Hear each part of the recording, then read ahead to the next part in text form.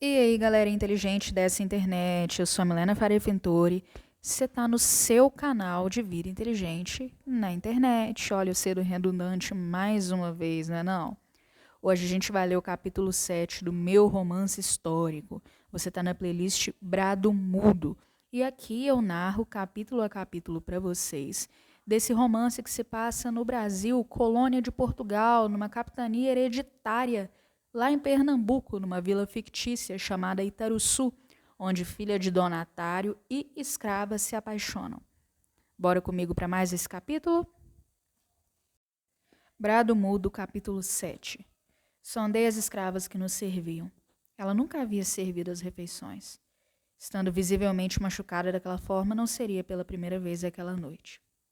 Os jantares eram sempre silenciosos, nenhuma voz, nenhum diálogo. Apenas talheres estalando e ossos do animal cozido da vez sendo quebrados.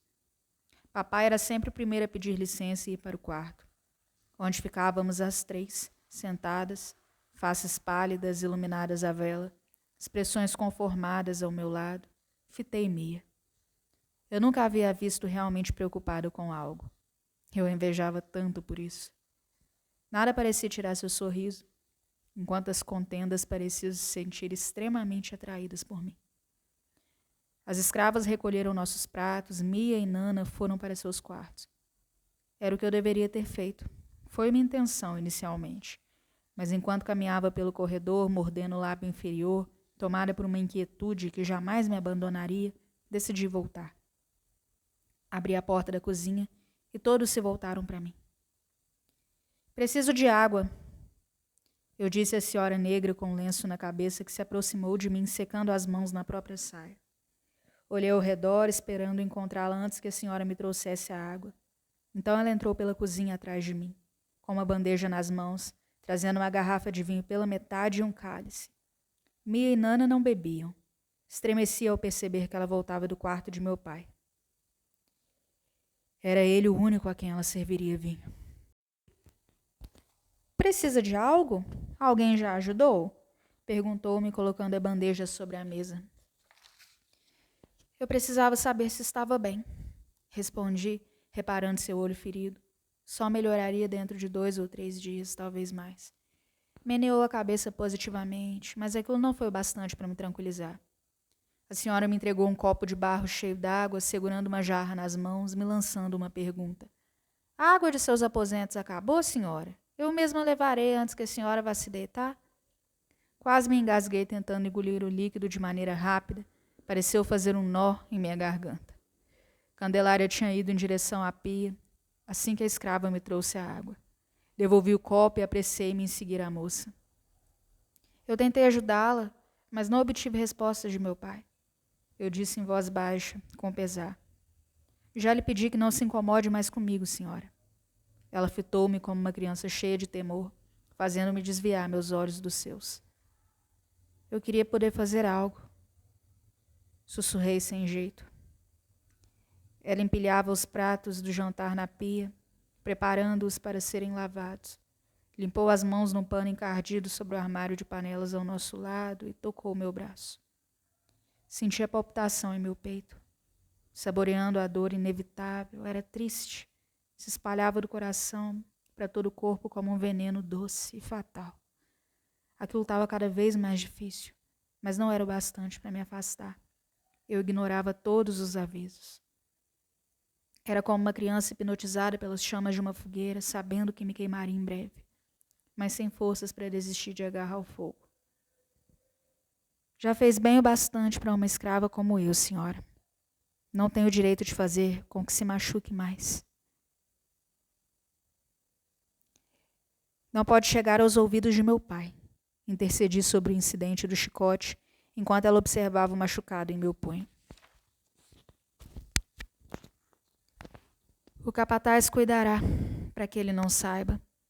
É conveniente a ele. Tranquilizou-me, tirando as mãos de mim. Eu não temo aquele peão asqueroso. Eu preciso fazer com que você não tema também. Ela respirou fundo. Os cabelos lhe caíam sobre o rosto. Era assim todas as vezes que eu a via. Ela os trançou rapidamente de forma desalinhada, como se a estorvassem. De certa forma, escondiam a beleza daquele rosto. Eu sentia-me como um pássaro, as asas estavam ali, assim como as grades. Eu estava engaiolada, me alimentavam e esperavam que eu cantasse. Havia me prendido naquela sede de liberdade. Eu irei hoje, se a senhora ainda quiser ler para mim. Sussurrou, olhando à nossa volta, com medo de alguma outra escrava ouvi-la. E eu esperarei, até o amanhecer, se for preciso. Respondi sem pestanejar, não contendo o sorriso. Escolha uma história bonita, pediu, sorrindo-me de volta. Ter aquele sorriso por horas, sem ninguém ao redor para inibi-lo, causava-me um frenesi atordoador. Não gosto desse. O final me pareceu clichê. Eu adverti quando pedi que ela mesma escolhesse um dos livros na estante. Clichê? Perguntou, evidentemente curiosa. É previsível. Peca por ser repetitivo, é normal. Respondi, recolocando-o na estante. E o que há de pecado com o normal? Perguntou vagarosamente. Àquela altura, seus olhos pairavam sobre os meus sem nenhum tipo de receio. Eu sentia que a ganhava pouco a pouco. Sentei-me na cama, pensando no que deveria dizer. Fitei as velas acesas no candelabro, as chamas trêmulas, estavam tão nervosas quanto eu naquela noite. E quando o normal parece monótono demais? A senhora é diferente. Não teria por que se satisfazer com a monotonia. Disse parado em minha frente, com as mãos entrelaçadas. Diferente? É a minha vez de responder a respeito do significado da palavra em questão? Ela disse, fingindo um ar compungido para fazer graça. Aos poucos ela se desfazia das camadas de proteção. Parecia ter entendido que eu não lhe faria mal nenhum. Aquela noite eu a vi desarmada, se desmontando, permitindo que eu a conhecesse. Eu vi poucas senhoras em minha vida. Mas a senhorita não é como elas. Por que então desejaria a normalidade que elas têm? Se explicou, deixando transmitir um ar de admiração que seria suficiente para me deixar contente pelo resto da morte. Vamos então, sente-se. Convidei-a para sentar ao meu lado na cama. Ela tentava decidir se devia ou não. Por favor, Candelária. Eu insisti em tom gentil. Os ventos carregavam consigo lares e lembranças alheias pelo lado de fora.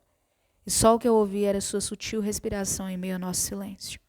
O mar inundava milhões de mundos pelo lado de fora, e eu navegava pelas ondas de seus cabelos.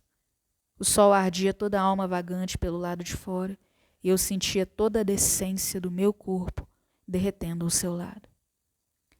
Não se trata de desejar a normalidade. A parte impossível é suportar a normalidade que às vezes nos é imposta. Continuei falando, esperando que ela não percebesse meu nervosismo evidente.